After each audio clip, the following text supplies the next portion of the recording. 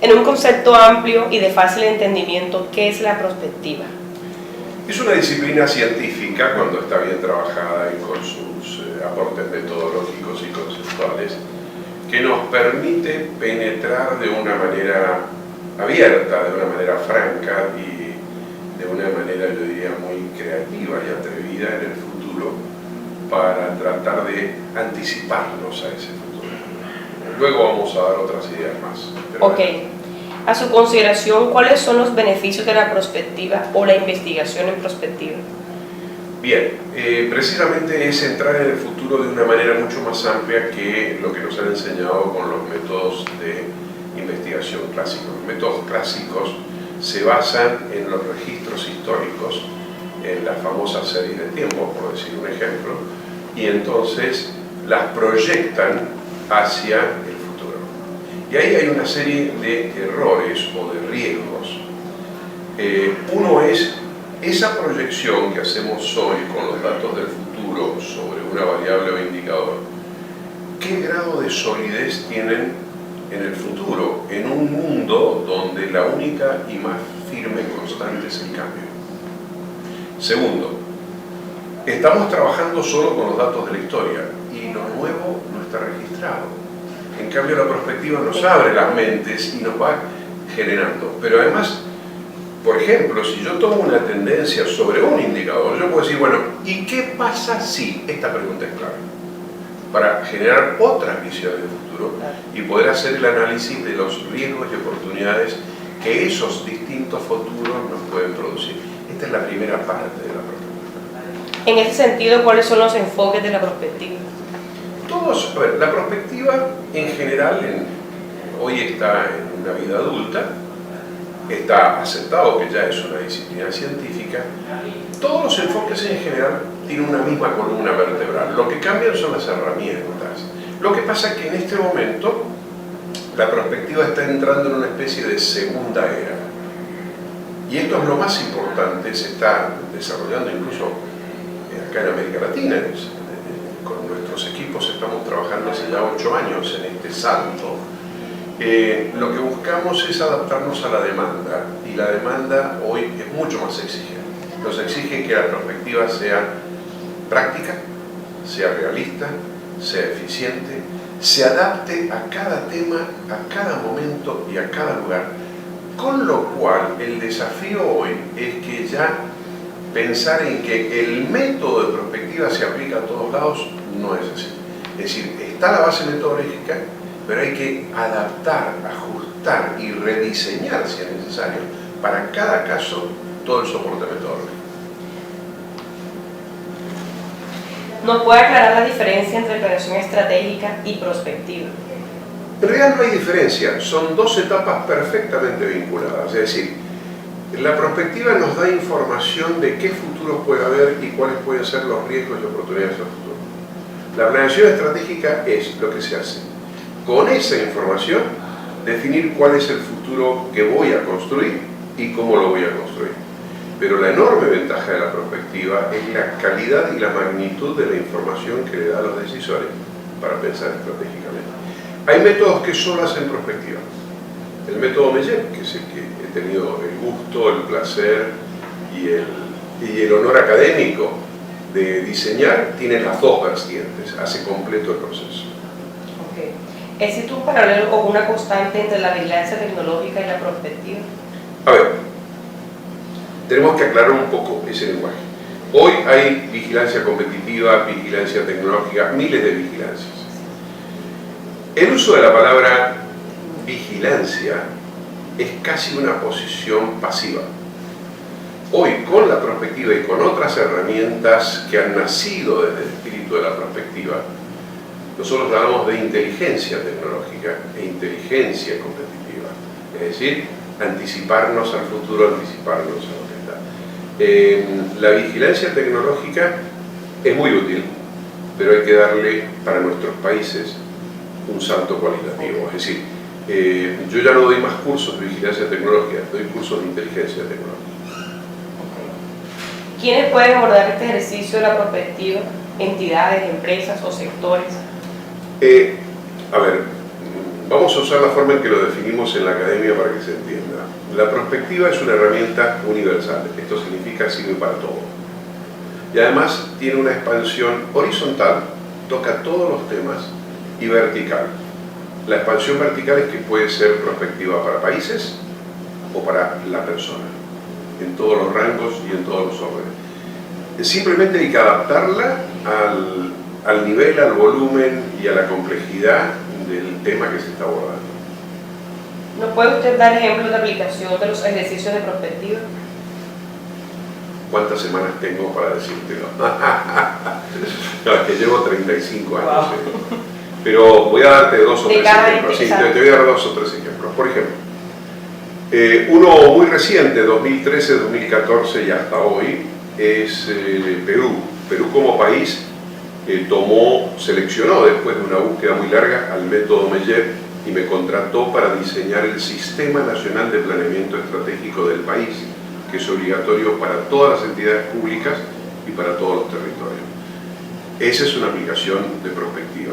Es más, en ese sistema de planeamiento estratégico que está dividido en 4 fases, la primera fase es análisis prospectivo, la segunda es estrategia, la tercera es la estrategia institucional y la cuarta es la etapa de seguimiento.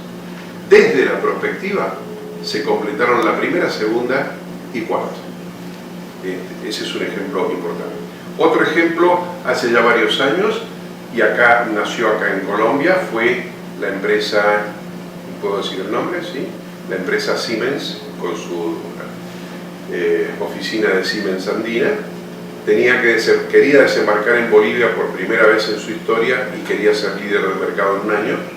Y bueno, me contrató para dirigirle el planeamiento estratégico prospectivo de semejante reunión. Otro caso, todos los planes prospectivos y estratégicos de Ministerio de Educación, Ministerio de Salud, Ministerio de Infraestructura y el diseño del sistema de planeación de la provincia del Chaco, en mi país. Recientemente he terminado la dirección metodológica del análisis prospectivo 2015-2030 y el plan estratégico 2015-2021 en Perú, de la Secretaría Nacional de Seguridad y Defensa, del Ministerio de Economía y Finanzas y del Ministerio de Defensa, y paremos ahí. Ok. ¿Por qué cree usted que se debe investigar a futuro o puede el futuro modificarse? Investigar el futuro pasa a ser casi un deporte pasivo. La mentalidad debe ser: yo decido y construyo mi futuro. Y esto es absolutamente posible, está absolutamente demostrado. Yo soy un ejemplo de eso. Yo manejo mi vida por décadas y cada década me creo un escenario de futuro deseado y lo busco. Por ejemplo, para que tengan una idea ustedes, para que las personas que vean esto lo escuchen. En el año 1994 decidí que quería cerrar mi oficina de consultoría y dedicarme a trabajar de una manera mucho más cómoda. Y los parámetros fueron: quiero trabajar en mi casa, empezar a trabajar cuando quiera, dejar de trabajar cuando quiera, hacer solo lo que me guste y que me paguen bien por ello. Desde el año 1996, hace 20 años, esa es mi vida. O sea, 2 años después de lo... Me costó 2 años armar el escenario. En ese sentido, ¿qué es la anticipación estratégica? Bien, esta es parte de esta segunda era de la perspectiva. A ver, cuando yo les comentaba recién a ustedes que nosotros somos muy críticos observadores de la oferta y de la demanda, por hablar en términos de mercado, nos dimos cuenta que la demanda se concentraba en 3 temas: gestión de riesgos, prevención y balance estratégico. Entonces dijimos, la perspectiva le tiene que dar razón a estas 3 cosas. Y entonces dijimos, ¿cómo hacemos para hacer gestión de riesgos y hacer prevención? Nos tenemos que anticipar a los hechos. Tenemos que pensar, imaginar, descubrir, detectar cuáles pueden ser las cosas buenas y malas que vienen al futuro. Y entonces, lo que hicimos es anticipación, es decir, esa demanda, gestión de riesgo, prevención, se resuelve con anticipación estratégica. ¿Cómo nos anticipamos estratégicamente? La base metodológica, no única porque tiene un montón de herramientas de saber, es la prospectiva. El producto es algún tipo de inteligencia. Eso es todo. ¿Es válido decir que es una responsabilidad social o ética investigar o construir el futuro para otros? ¿Existe alguna razón que obliga a hacer esto? Es una responsabilidad social. Es una responsabilidad social de todo adulto de investigar el futuro como pueda, con las herramientas que tenga para sus hijos. Es una responsabilidad de la política y de los políticos y de los funcionarios. Es una enorme y gigantesca responsabilidad de la academia que no siempre la está cumpliendo. Es una enorme responsabilidad de todos, de la sociedad, del mundo empresario y demás. Es decir, lamentablemente nosotros seguimos viviendo en el pasado. Y voy a poner una frase que hice, esa es la última pregunta para terminar, de Charles Kettering, que no era prospectivista, pero sin embargo dijo una frase que marca lo que es el espíritu de la prospectiva. Dijo, ¿saben qué? Deberíamos preocuparnos por pensar un poco más en el futuro, porque si no se han dado cuenta, todo lo que nos queda de vida lo vamos a vivir aquí. Y entonces, esa frase, bueno, para un hombre que ya tiene unos poquitos años como yo, es importante. Pero para los jóvenes, los estudiantes que están acá, oigan, les queda, y además con la tecnología que hay, les quedan 70, 80, 100 años de vida, no sabemos cuántos. Y todo lo van a vivir en el futuro, así que empiecen a preocuparse por ese futuro, empiecen a construirlo desde ya, empiecen a elegirlo. Y además, si hoy deciden un futuro para dentro de 10 o 20 años y cuando llegaron ahí no les gustó o no les termina de satisfacer o les quedó chico, construyan otro y empiecen de nuevo. Esa es la ley de la vida con esta visión de siempre crecer. Y permítanme que le diga a los estudiantes dos cosas. Muchas veces me han preguntado cómo se hace prospectiva. Les voy a dar datos. Para aprender a hacer prospectiva es 10% de lectura, estudios y teoría, 80% de práctica y 10% de susto. Y el susto tiene que estar presente porque es lo que nos mete combustible de alta captación y anticipación. Y como estamos trabajando en el futuro, nunca vamos a estar seguros de lo que estamos pensando en el futuro. El susto no es malo, es bueno. Segunda cosa, ¿saben qué? Para hacer prospectiva hay que atreverse. Y para atreverse les voy a dar una lección. Todos nosotros, desde chiquititos, hemos hecho una pregunta que ponía locos de ira a nuestras madres y padres. ¿Por qué? ¿Por qué? ¿Por qué? Hasta que ¡puc! Venía el coscorrón en la cabeza. ¿Sí o no? Bueno, cambian la pregunta. Decidan hacer un futuro. Les va a meter miedo el futuro, no saben cómo es. Y entonces pregúntense, ¿y por qué no?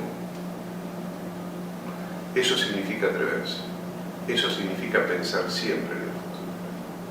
Es más, no se olviden nunca de lo que voy a decir ahora. Ustedes están parados hoy en algún lugar del planeta y son lo que son porque este es el presente de lo que en el pasado fue la construcción del futuro. Y en este momento todos nosotros, todos, sin excepción, las 24 horas del día, estamos construyendo nuestro futuro. Si tú duermes la siesta y hay otro que está creando, ya sabes quién va a tener mejor futuro. El futuro se hace minuto a minuto, segundo a segundo. No te estoy diciendo que te enloquezcas, pero trata de pestañear menos, porque cada vez que pestañeas te perdiste un segundo.